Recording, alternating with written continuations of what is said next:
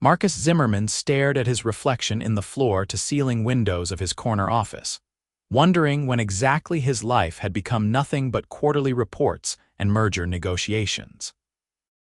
The city stretched out 40 stories below him, teeming with people who probably knew how to live without scheduling every breath they took. He loosened his tie and checked his watch for the third time in 5 minutes. His assistant had blocked off an hour for lunch, but he'd already demolished a sad desk sandwich in between conference calls. The remaining 43 minutes loomed like a prison sentence. His phone buzzed with another email from his business partner about the Henderson acquisition, but Marcus swiped it away. Instead, he found himself opening his calendar app, scrolling past the endless parade of obligations until he reached tomorrow morning. 7 in the morning. Sunrise Yoga at Lotus Studio. He'd put it there 3 months ago after his doctor warned him that stress was aging him faster than his 42 years should allow.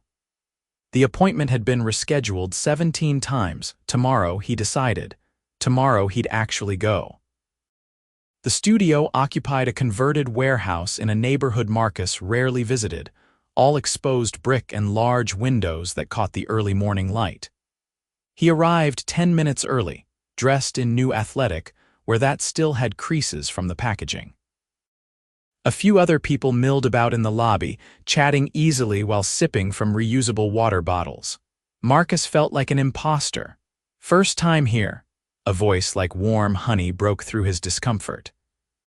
He turned to find a woman with auburn hair pulled into a loose bun, her smile reaching eyes the color of sea glass. She wore simple black leggings and a fitted tank top, barefoot despite the cool morning air. Something about her presence immediately put him at ease. That obvious? Marcus asked. The tags are still on your mat, she said gently, gesturing to the yoga mat tucked under his arm. I'm Olivia Durant. I teach the Sunrise class. Marcus felt heat creep up his neck as he quickly peeled off the price sticker. Marcus Zimmerman, and yes, completely new to this. My doctor says I need to relax before I have a heart attack at 42. Olivia's expression softened. Well, you're in the right place. Come on, let's get you set up. She led him into the studio, a spacious room with hardwood floors and plants in every corner. The space smelled like eucalyptus and something else he couldn't quite place, something calming. Olivia helped him position his mat near the back and showed him where to find props. Don't worry about keeping up with everyone, she said. Yoga isn't about perfection, it's about showing up. The class began, and Marcus quickly realized he was possibly the most inflexible person alive. While others flowed smoothly between poses, he struggled to touch his toes. But every time frustration threatened to overwhelm him, he'd catch Olivia's eye. She'd offer an encouraging nod or suggest a modification, never making him feel inadequate. By the time they reached the final relaxation pose, Marcus felt something he hadn't experienced in years. Peace. His mind had actually stopped racing for 60 whole minutes. How do you feel? Olivia asked as he rolled up his mat afterward. Like I've been hit by a truck, but in a good way, Marcus admitted, if that makes sense. Olivia laughed, a sound that seemed to brighten the entire room. It makes perfect sense. Same time Thursday. Marcus checked his mental calendar, then stopped himself. Yeah, I'll be here. He made it to 3 classes that week, then 4 the next. His assistant noticed the change immediately when he stopped snapping at her over minor scheduling conflicts. His business partner commented that Marcus seemed different during their meetings, more focused but less frantic. The truth was, those morning classes were becoming the highlight of his day. And if Marcus was honest with himself, it had less to do with the yoga and more to do with the woman teaching it. Olivia had a way of moving through the world that fascinated him. She never seemed rushed, even when running between poses to adjust someone's form. She knew every student's name by the second class and remembered details about their lives. When Marcus mentioned he had a big presentation, she'd asked about it the next week. When another student shared that their cat had died, Olivia brought them a sympathy card signed by the entire class. You really care about people, Marcus observed one morning after class. Most of the other students had left, but he deliberately hung back, pretending to struggle with his mat strap. Olivia tilted her head, considering. I think people spend so much of their lives feeling invisible. Everyone's rushing around, stressed and disconnected. If I can make someone feel seen for an hour, that matters. That's a nice philosophy, Marcus said. My world doesn't work like that. It's all competition and strategy. Sometimes I forget there's another way to live. What do you do? Olivia asked, settling onto the floor in an easy cross-legged position. Marcus hesitated. Usually, when people found out he was the CEO of Zimmerman Capital, one of the largest private equity firms in the state, their entire demeanor changed. They either wanted something from him or treated him differently, carefully. Finance, he said vaguely. Investments and acquisitions mostly. It's boring. Olivia raised an eyebrow but didn't push. I doubt anything about you is boring, Marcus. The way she said his name made his stomach flip like a teenager's. He was 42 years old, for God's sake. He dated models and lawyers and a memorable architect who designed a museum. But sitting on the hardwood floor of a yoga studio, talking to a woman in workout clothes with no makeup, he felt more nervous than he had in decades. Would you want to get coffee sometime? The words tumbled out before he could stop them. I mean, to talk more about yoga and philosophy. Or whatever. Olivia's smile started slow, then bloomed into something radiant. I'd like that. They met that Saturday at a small cafe Olivia recommended, the kind of place Marcus would never have found on his own. It had mismatched furniture and local art on the walls, and the barista knew Olivia by name. They talked for 3 hours, until Marcus's phone started buzzing incessantly with work emergencies that suddenly seemed very unimportant. You should probably get that, Olivia said, nodding at his phone. Marcus silenced it. It can wait. Tell me more about how you ended up teaching yoga. Olivia cradled her mug, steam rising between them. I was pre-med, actually. Full scholarship, the whole track to become a surgeon. My parents were so proud. But halfway through my residency applications, I had this panic attack in the library. I realized I was doing everything for everyone else's expectations, not because it made me happy. That must have taken courage, Marcus said, walking away from all that. My parents didn't speak to me for a year, Olivia admitted. They thought I was throwing my life away, but I started teaching yoga part-time while I figured things out, and I fell in love with it. 5 years later, I bought the studio with my savings. My parents still don't really understand, but at least they've accepted it. Marcus thought about his own path, how he'd followed his father's footsteps into finance without questioning whether it was what he wanted. By the time he'd stopped to consider alternatives, he was already too successful to change course, or maybe that was just an excuse. I envy that, he said quietly, that you had the strength to choose yourself. Olivia reached across the table, her fingers brushing his wrist. It's never too late to make different choices, Marcus. They started seeing each other regularly, coffee dates turning into long walks through the city, then dinners at quiet restaurants where they could talk for hours. Marcus found himself sharing things he'd never told anyone: his complicated relationship with his father, his fear that success had made him hollow, the loneliness of being surrounded by people who wanted things from him. Olivia listened without judgment, asking questions that made him think deeper about his own life. And she shared her own stories growing up with immigrant parents who'd sacrificed everything for her education, the pressure of being their only child, her own struggles with anxiety that yoga had helped her manage. 6 weeks into whatever they were calling this relationship, Marcus invited her to dinner at his penthouse. He'd been anxious about showing her his place, worried she'd see the expensive furniture and panoramic views and treat him differently. Olivia stepped off the private elevator into his living room and let out a low whistle. Okay, so when you said finance, you really meant finance. Marcus rubbed the back of his neck.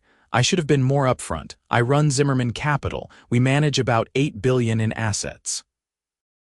He watched her face carefully, waiting for the shift, but Olivia just nodded slowly.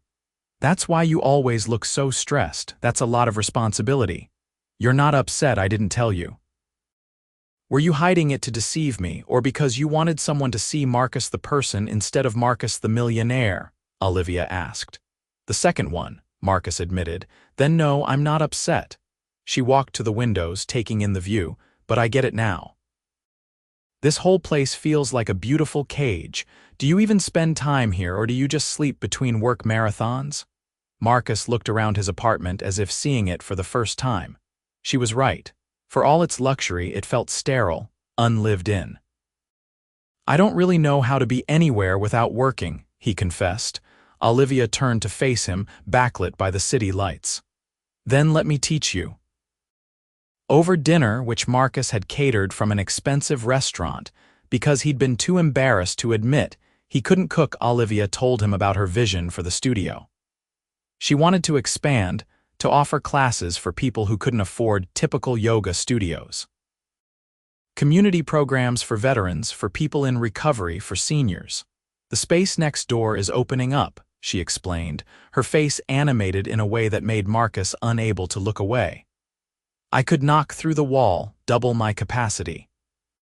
But the rent would increase significantly, and I'd need to renovate. I've been saving, but it would take me another 3 years at least to have enough." Marcus's mind immediately started calculating numbers, considering investment opportunities. He could write her a check right now that would solve everything, but something stopped him. "What if you got a business partner?" he asked carefully. "Someone who could provide capital in exchange for part ownership?" Olivia shook her head. "I've thought about it, but I'd lose control of the studio's direction. Most investors would want to maximize profit, raise prices, change the whole atmosphere. That's not what I want." "What if your partner agreed to let you maintain full creative control?" Marcus pressed. "What if they believed in your vision and just wanted to help you achieve it faster?" Olivia studied him across the table. "Are you offering?" "What if I am?" "I'd say no," she said gently. "Marcus, I like you, really like you, but mixing business and personal relationships is complicated. And I need to know that what we have isn't about money or what we can do for each other professionally." Marcus sat back, both frustrated and impressed by her integrity. "You're right, I'm sorry, I just want to help." "I know," Olivia said, reaching for his hand, "and that's sweet. But I need to build this on my own terms, even if it takes longer." Can you understand that? He could, even if part of him itched to solve her problems the way he solved everything else, with money and strategic planning. "Yes, and I respect it." The conversation shifted to lighter topics, but Marcus found himself thinking about what Olivia had said. She was teaching him something without even trying, that not everything was a deal to be made or a problem to be solved with capital. That sometimes the journey mattered more than the efficiency of the route. Their relationship deepened as autumn painted the city in golds and reds. Marcus found himself leaving work earlier, accepting fewer evening obligations. His business partner expressed concern about his reduced hours, but the firm's performance hadn't suffered. If anything, Marcus made better decisions when he wasn't exhausted and burned out. Olivia introduced him to her world slowly. Small dinner parties with her friends, who worked as teachers and artists and social workers. People who measured success in impact rather than profit. At first, Marcus felt out of place, but Olivia's friends welcomed him warmly. They asked about his work with genuine curiosity, never treating him like a walking checkbook. He introduced her to his circle too, though with more trepidation. The charity gala seemed like neutral territory, fancy but focused on a good cause. Olivia wore a simple navy dress that somehow made her more beautiful than women dripping in jewels. "You look nervous," she whispered as they entered the ballroom.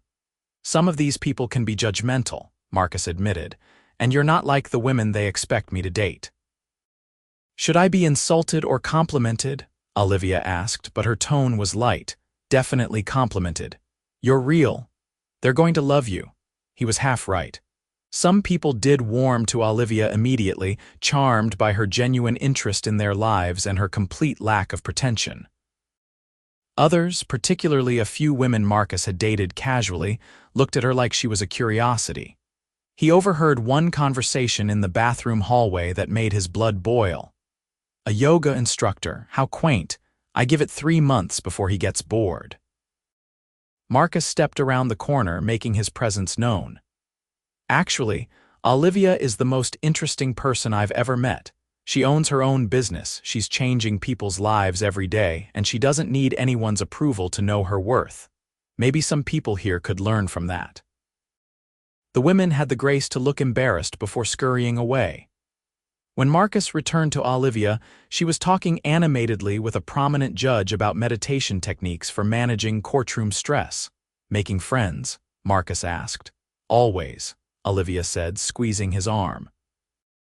Judge Patterson is going to come to my Thursday morning class. On the drive home, Olivia was quieter than usual. Marcus glanced over, worried. Did you have an okay time? I heard what you said, Olivia admitted.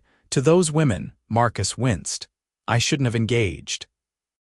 I just couldn't stand them talking about you like that. No one's ever defended me like that before, Olivia said softly. In my last relationship, my ex was always trying to change me. He wanted me to go back to medicine, said teaching yoga wasn't a real career. He'd introduce me to his colleagues and make jokes about my job. I finally left when I realized he was ashamed of me. Marcus pulled the car over, turning to face her fully. Olivia, I could never be ashamed of you. You're the best person I know. You've taught me more about living in 3 months than I learned in 42 years. Tears shimmered in Olivia's eyes. I'm falling for you, Marcus, and that terrifies me because our lives are so different. What happens when you get tired of slowing down? When you realize that my small world can't compete with your big one. Marcus reached for her hand, holding it between both of his. Your world isn't small, it's full. That's what I've been missing, and I'm not slowing down, I'm waking up. There's a difference. He kissed her then, pouring everything he felt into it. When they finally pulled apart, Olivia was smiling through her tears. Take me home, she whispered. You're home. That night, wrapped in expensive sheets in his penthouse bedroom, Marcus felt something shift fundamentally in his chest. He'd had relationships before, but nothing that felt like this. Nothing that made him want to rearrange his entire life around another person's presence. The holidays brought new challenges. Olivia's parents invited them both to Thanksgiving dinner, and Marcus found himself more nervous than before any board presentation. Her father answered the door, a stern-looking man with silver hair and sharp eyes. So you're the reason our daughter keeps mentioning finance, Mr. Durant said, shaking Marcus's hand with a grip that was just shy of painful. Papa, be nice, Olivia warned, but she was grinning. Mrs. Durant was warmer, ushering them inside and immediately putting Marcus to work chopping vegetables. The house was small but immaculate, filled with the scent of roasting turkey and cinnamon.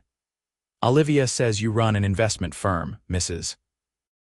Durant said as Marcus awkwardly diced carrots under her watchful eye. Yes, madam, private equity primarily. And you're interested in our daughter, Mr. Durant asked from the doorway. Or in investing in her studio, Papa, Olivia protested from the living room. Marcus set down his knife, meeting Mr. Durant's gaze directly. Sir, I'm in love with your daughter. Her business is impressive, and she's going to expand it on her own terms without any help from me because she's brilliant and determined.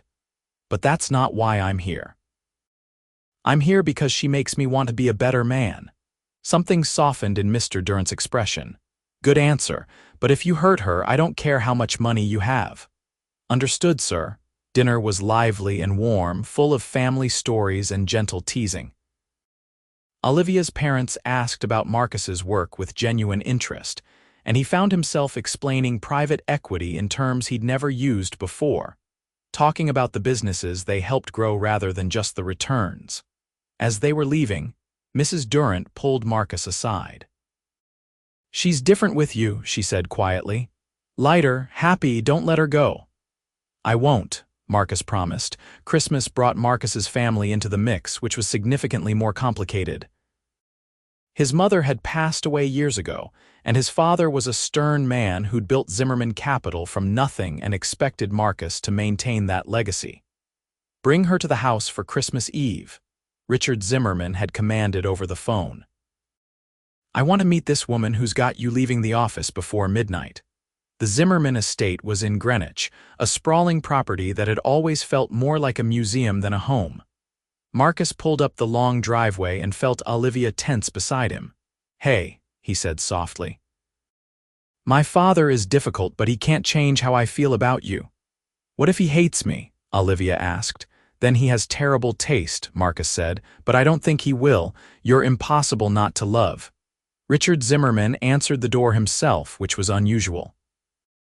He was 70 but looked 60, still sharp-eyed and imposing. He studied Olivia for a long moment. "You're younger than I expected," he said bluntly. "I'm 34, Olivia replied calmly.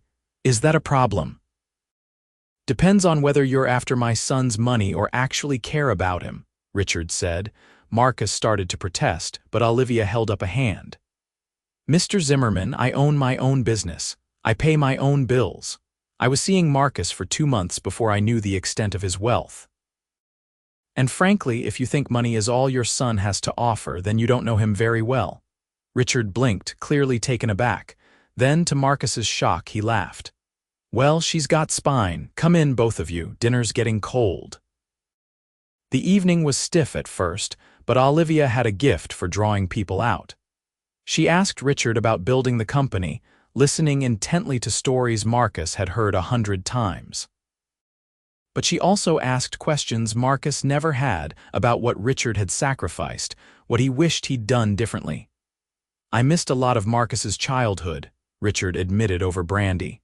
"Always thought there would be time later to make up for it. But then his mother got sick and there wasn't time. There's never as much time as you think." Marcus felt something loosen in his chest, a knot he'd been carrying for decades. "I'm trying to learn that lesson now," Marcus said quietly, "to prioritize what matters."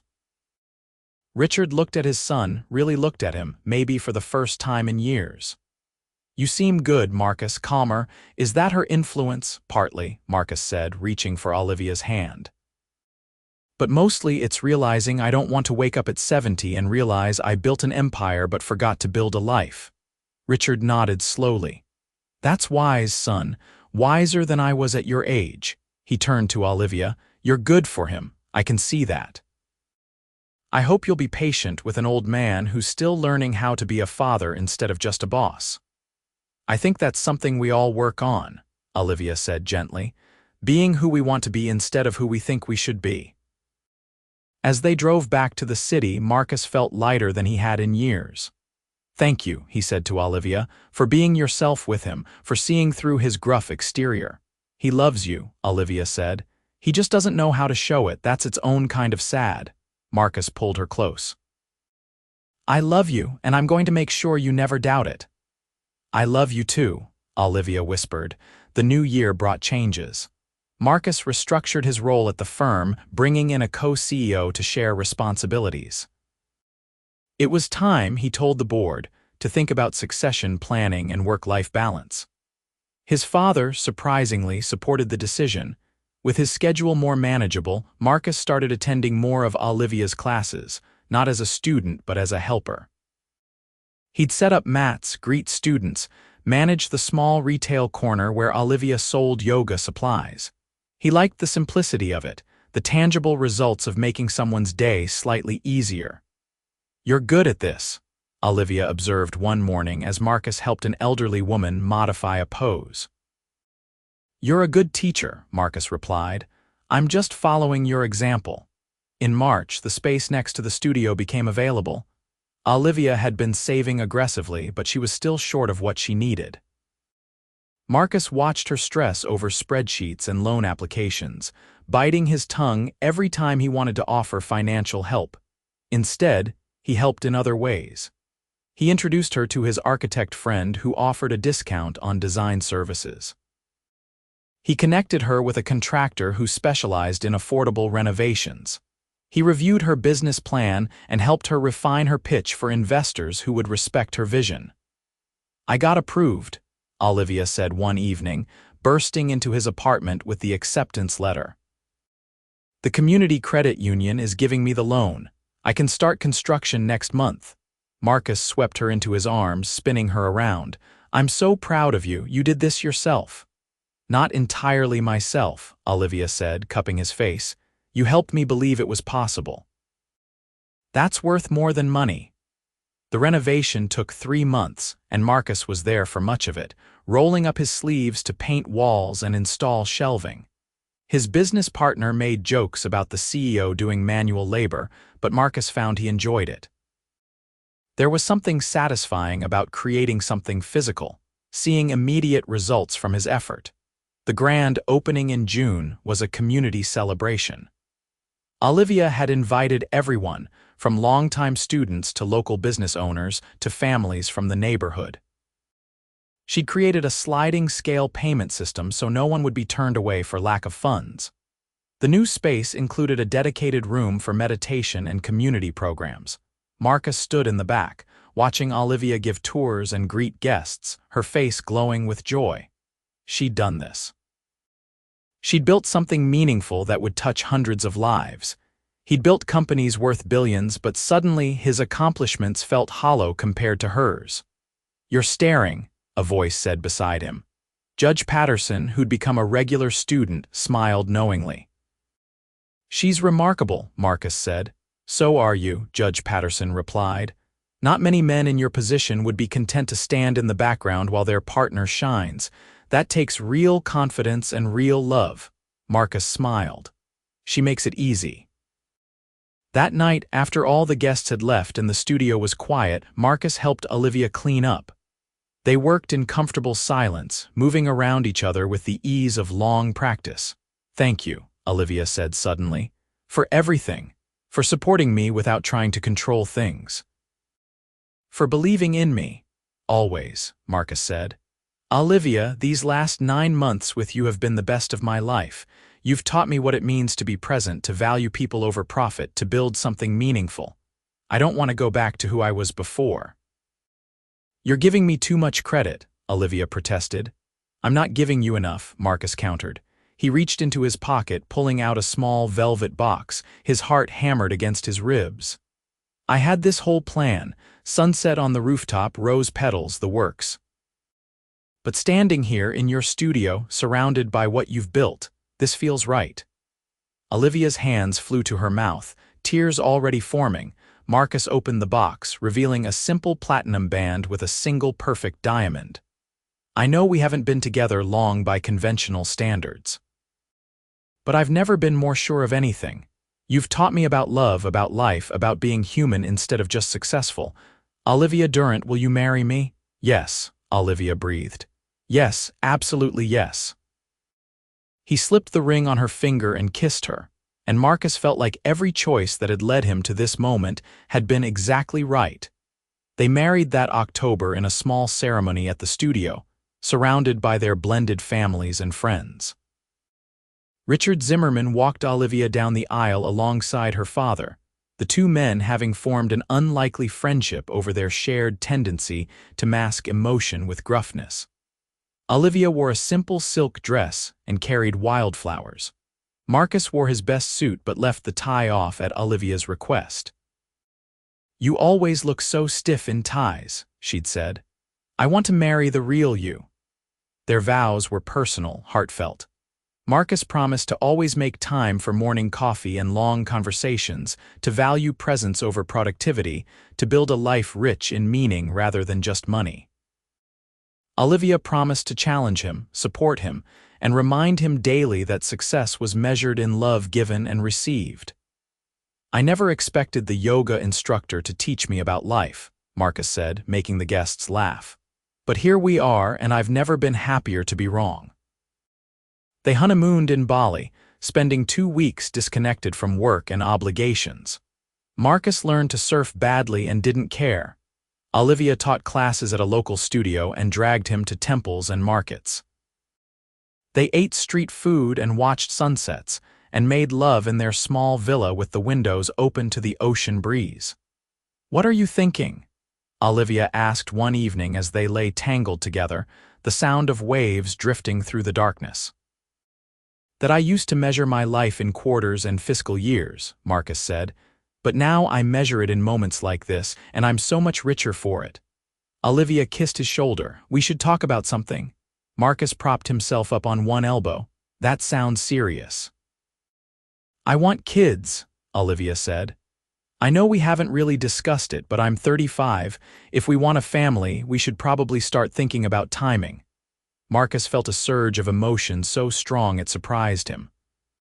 A year ago, he would have panicked at the thought of children disrupting his carefully controlled life.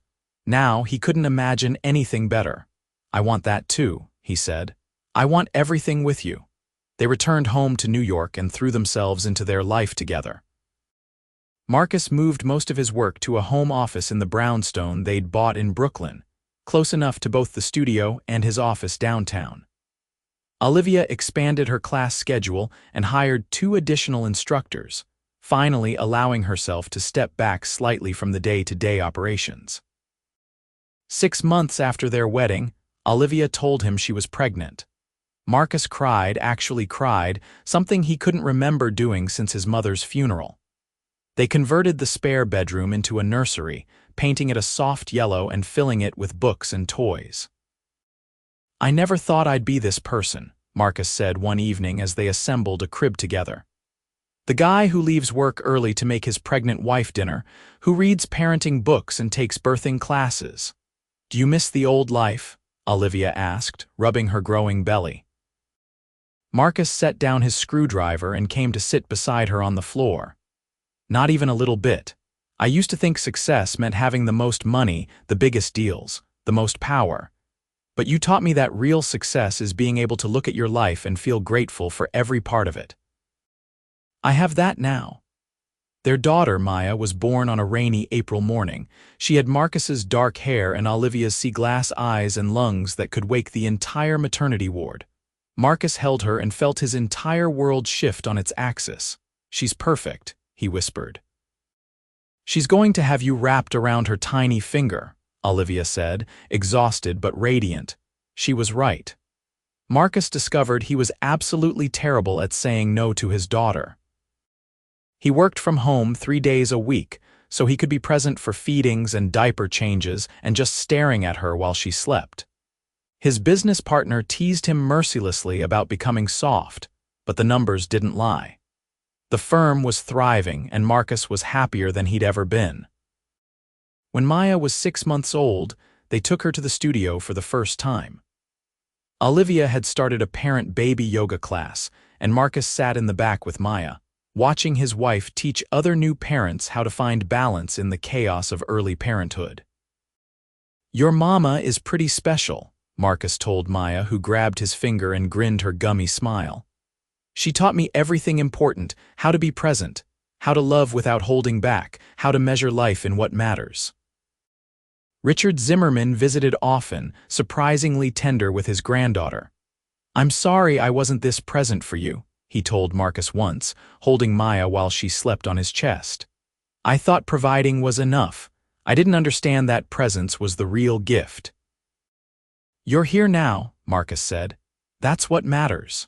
The years unfolded gently after that, full of ordinary miracles. Marcus eventually stepped down as CEO entirely, taking a board position that required minimal hours. He started teaching financial literacy classes at Olivia's studio, helping people understand money management and investment basics. He discovered he loved teaching almost as much as Olivia did. They had a son 2 years after Maya, a calm baby they named Owen, who seemed to observe the world with quiet wisdom. Marcus coached Maya's soccer team and helped Owen build elaborate block towers. He attended every school event and studio anniversary celebration. He learned to cook, badly at first but eventually with competence. "Remember when you couldn't even make toast?" Olivia teased one evening as Marcus prepared dinner while she supervised homework. "I remember thinking life was about achievement," Marcus replied, stirring pasta sauce. Before you taught me, it was actually about this. Messy kitchens and spelling tests and fighting over bedtimes. Olivia came to wrap her arms around him from behind. No regrets. Marcus turned to face her, cupping her face in his hands. Not a single one. You asked me once if I'd get tired of slowing down of your small world, but you were wrong, Olivia. There's nothing small about a life built on love. It's the biggest thing there is. She kissed him, and in the background, their children argued over whose turn it was to set the table, and somewhere in the city, his former colleagues were probably working late on deals that would make millions. But Marcus knew exactly where he belonged. 10 years after he'd first walked into that yoga studio, nervous and inflexible and closed off from real connection, Marcus stood in their backyard watching Olivia teach an outdoor class. His kids played nearby, and his father sat on the porch with Olivia's parents, all of them laughing at some shared joke. This was success, Marcus thought. Not the billions in the bank or the corner office he'd walked away from. This messy, beautiful, complicated, wonderful life they'd built together. Olivia caught his eye across the yard and smiled, that same warm smile that had welcomed him that first morning. She'd promised to teach him about love, and she'd delivered on that promise every single day since. Marcus smiled back, his heart full to bursting, grateful beyond measure that he'd finally asked out that yoga instructor, and discovered that the best investment he'd ever made was in a life well lived.